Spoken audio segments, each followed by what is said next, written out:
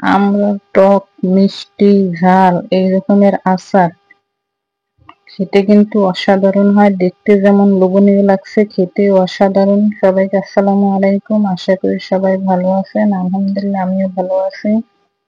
তা আজকে আমরা আচার কিভাবে বানাই বাসায় খুব সহজে সেই রেসিপিটি শেয়ার করব। এখানে আমি আমরা কেটে নিয়েছি, দেখতে পাচ্ছেন। এই যে মাঝখানে আমি একটু কাটা দিয়ে নিয়েছি যাতে ভিতরের মশলাটা ভালোভাবে ঢোকে, সেই জন্য। আস্ত আমরা ভিতরে একটু এরকম কেটে নিলে কিন্তু ভালোভাবে মশলাটা ভালোভাবে ঢুকবে। তো এরকম করে আমি সবগুলো কেটে নিয়েছি। এখানে আমি হলুদের গুঁড়ো দিয়ে দিলাম, মরিচের গুঁড়ো দিয়ে দিলাম, স্বাদ মতন লবণ। এখন ভালোভাবে একটু মিক্স করে নেব, হাতে ভালোভাবে মিক্স করে নিতে হবে। এই যে মিক্স করে নিলাম, একটু ঢেকে রাখবো, তো লবণটা ভালোভাবে ঢুকবে। এই জন্য আমি 10 মিনিট পরে আবার ফিরে আসলাম। এখন আমি এখানে একটা ফ্রাই প্যানে দিয়ে দিলাম, চিনি দিয়ে দিলাম পরিমাণ মতন। চিনি থেকে কিন্তু অনেক পানি ছাড়বে, আর সামান্য আমি একটু পানি দিয়েছিলাম, সেটা দেখানো হয়নি। তো এই যে চিনি থেকেও পানি বের হয়েছে, আর আমি অল্প পরিমাণে পানি দিয়েছিলাম যাতে আমড়াটা একটু সেদ্ধ হওয়ার জন্য। যেহেতু আস্ত আমরা একটু সেদ্ধ হতে সময় লাগবে। নেড়ে চেড়ে দিয়ে দিলাম।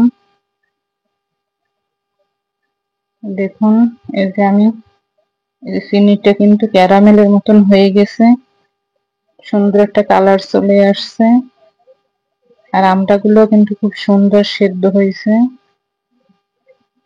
এটা আমি এখন উঠিয়ে নেব। এখন আমি একই ফ্রাই প্যানে সরিষার তেল দিয়ে দিলাম পরিমাণ মতন, কিছুটা আস্তা রসুন দিয়ে দিলাম, আদা বাটা দিয়ে দিলাম, সরিষার বাটা দিয়ে দিলাম। আর সরিষার বাটা কিন্তু না দিলে আচার হয় না, সরিষা কিন্তু অবশ্যই দিতে হবে।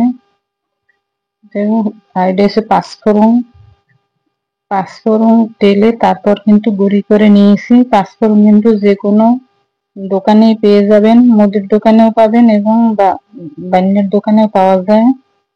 তাই আমি সেটা গুঁড়ি করে দিয়ে দিলাম এবং এই যে আমড়াগুলো আবার দিয়ে দিলাম। এখন ভালোভাবে একটু নেড়ে চেড়ে কিছুক্ষণ কষিয়ে নেব।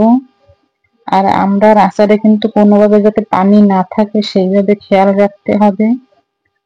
যতক্ষণ পানি থাকবে ততক্ষণ কিন্তু আরই করা যাবে না। আমি আরো একটু পাঁচফোড়ন দিয়ে দিলাম। আচারে যাতে পানি না থাকে সেই দিকে খেয়াল রাখতে হবে। এখন আমি এখানে ভিনেগার দিয়ে দেব। ভিনেগার দিয়ে আবার এই ভিনেগারটা কিন্তু শুকিয়ে নিতে হবে।